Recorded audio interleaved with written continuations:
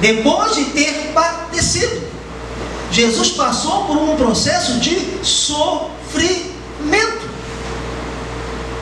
Por isso que a nossa ênfase é sempre Jesus no seu aspecto de ter entregado a sua vida por nós, para que de algum modo a obra dele possa ser luz na nossa alma.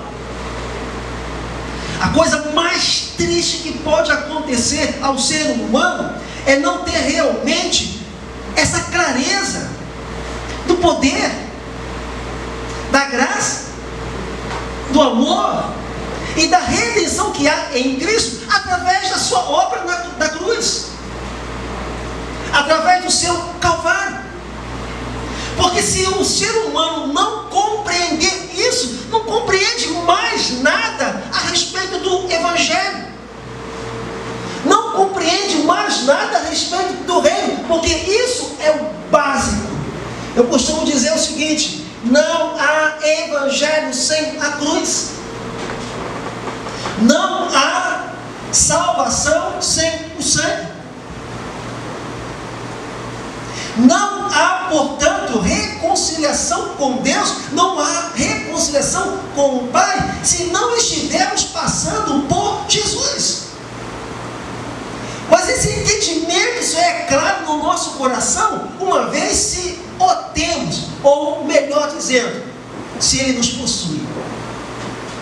Eu não contei aqui por mero capricho a questão do meu ex-Chevrolet, o meu ex-Palio e agora o meu atual Ford.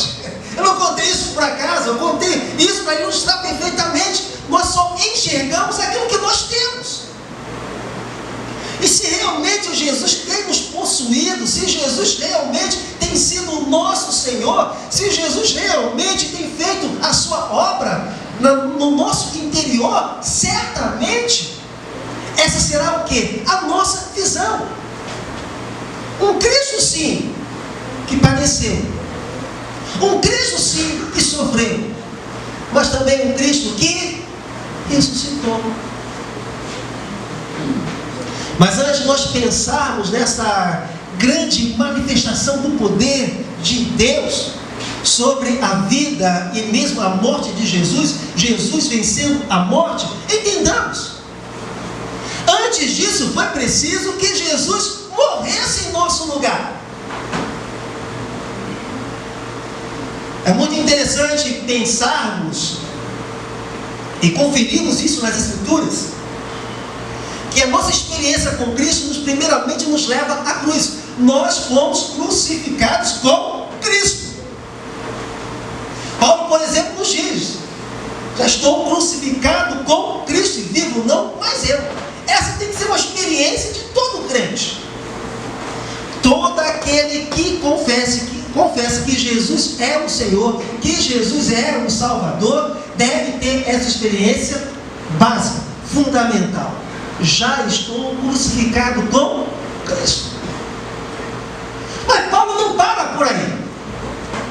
Paulo depois lhe diz também: se fomos crucificados com Cristo, logo também nós somos o quê? Ressuscitados com Cristo. Antes de nós prosseguirmos nessa ideia do apóstolo Paulo, vamos nos deter então nesses dois aspectos que ele destaca. Fomos crucificados com Cristo. Logo também o que? Somos ressuscitados com Cristo. E o que é a nossa crucificação com Cristo? Essa nossa experiência de dor. Uma dor que produz a luz. É muito interessante se nós pensarmos na geração de hoje. Ela tem muita dificuldade de lidar com a dor. Há casos especiais, por exemplo, que a mulher precisa dar à luz e devido a certas condições biológicas ou mesmo condições do próprio bebê que está para vir, ela passa por um parto totalmente, podemos dizer assim, é um atalho da medicina. Não se trata de um processo natural. Me ajuda aí, qual o nome mesmo que fugiu o nome? Cesárea. Fugiu mesmo, não estou brincando não.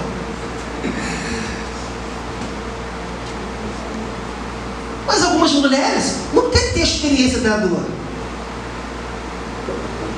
Não é devido à razão de alguma limitação física, ou devido a alguma condição toda especial ali do bebê que está abrindo ao mundo, é porque ela tem medo da dor. Então o que ela faz? Cesárea. Mas é o mais indicado?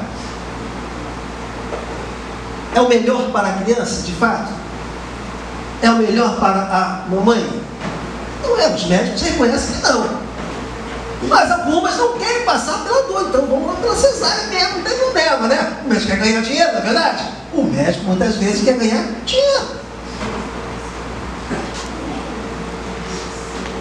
Mas algo que nós não podemos perder de vista: se é com Cristo, escute bem, precisamos compreender isso. Se é com Cristo, eu não estou pensando ali no procedimento, tá, médico, no procedimento no hospital, no procedimento para trazer uma criança ao mundo. Eu estou pensando realmente no aspecto da nossa vida espiritual. Se é com Cristo, vale a pena passar por isso. Se é com Cristo, vale a pena sofrer. Se é com Cristo, não vale a pena fugir. Se é com Cristo, não vale a pena se esconder. Se é com Cristo, não vale a pena chutar o balde. Se é com Cristo, vale a pena prosseguir. E Jesus nos deu esse exemplo. Ele mesmo entendeu o que seria a sua dor no Calvário.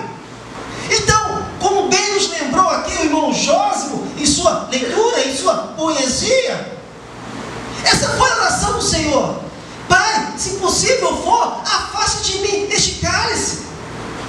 Porque ninguém, em seu estado normal, deseja do cálice da dor, da cálice do sofrimento, da cálice da angústia. Mas se é com Cristo, vale a pena sofrer com Cristo.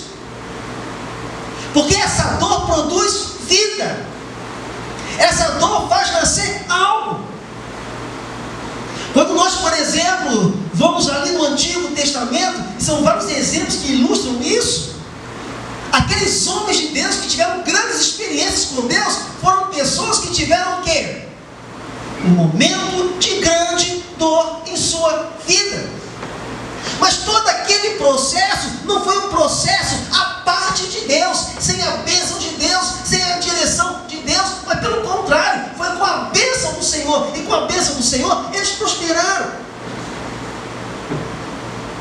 O cristianismo fácil, que muitas vezes nós nos preocupamos nos dias de hoje, é exatamente nessa direção de uma vida de conforto. Não, Deus me conhece. E porque Ele me conhece, Ele não quer que eu passe por esse sofrimento. Porque Ele me conhece, Ele não quer que eu passe por essa humilhação. Porque Ele me conhece, Ele não quer que eu passe por essa o quê? Dor.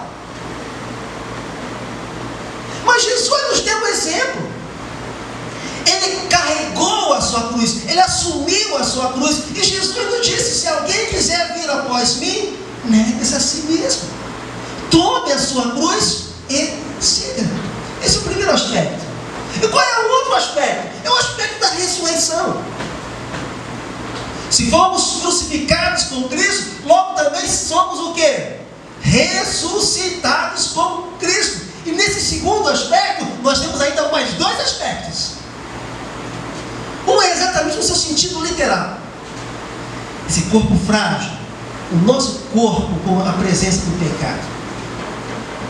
O nosso corpo que se corrompe em razão da presença do pecado, em razão da combinação do pecado, passa pela experiência da morte.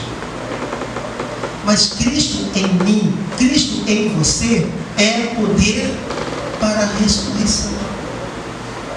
E a palavra do Senhor nos é clara: quando Cristo vier, os que morreram em Cristo ressuscitarão primeiro. Mas nós, se estivermos vivos lá, teremos o nosso corpo transformado. Mas tem aqueles que ressuscitaram, ou quer aqueles que não passaram pela experiência da morte, mas tão somente pela experiência de transformação, recebendo assim um novo corpo, sem a presença do pecado, sem a corrupção do pecado, sem a condenação do pecado, todos nós iremos nos encontrar com o Senhor Jesus. Eu já brinquei aqui, né? Eu vou voar, sem asa delta, sem avião. Eu vou me encontrar com o Senhor nas nuvens. Está escrito. A outra experiência é o que acontece no nosso universo interior. Sabe aquele poço de dor, aquele poço, né, que na verdade um vazio, muitas vezes, que se encontra na alma do ser humano? É o poço da morte espiritual. É o poço, né, de uma existência sem sentido, sem significado. Mas o que é a presença de Jesus? Ele vem, Ele nos alcança, Ele faz uma obra, Ele cura as feridas espirituais, Ele transforma o nosso coração, a nossa motivação passa a ser outra, a nossa alegria passa a ser outra. Enfim, Jesus passa a ser o sentido da nossa existência. E passamos a ver, passamos a enxergar. Está escrito. Jesus foi visto por seus discípulos. E eu passo a enxergar a esperança que há em Cristo. Eu passo a enxergar a beleza que há em Cristo. Eu passo a enxergar a glória que há em Cristo. Eu passo a enxergar a vida que há em Cristo. Eu passo a enxergar o sentido que há em Cristo. O mundo aí fora, por exemplo, quando pensa a respeito do Evangelho, não entende nada. Mas que bobagem! Por exemplo, num domingo como esse, tem que acordar às 5 horas da madruga para estar às 6 horas. Tanto faz, de repente o mundo pensa aí fora, tanto faz. Adorar a Cristo Jesus, quer seja às 6 horas da manhã, ou quer seja às 10 horas da manhã,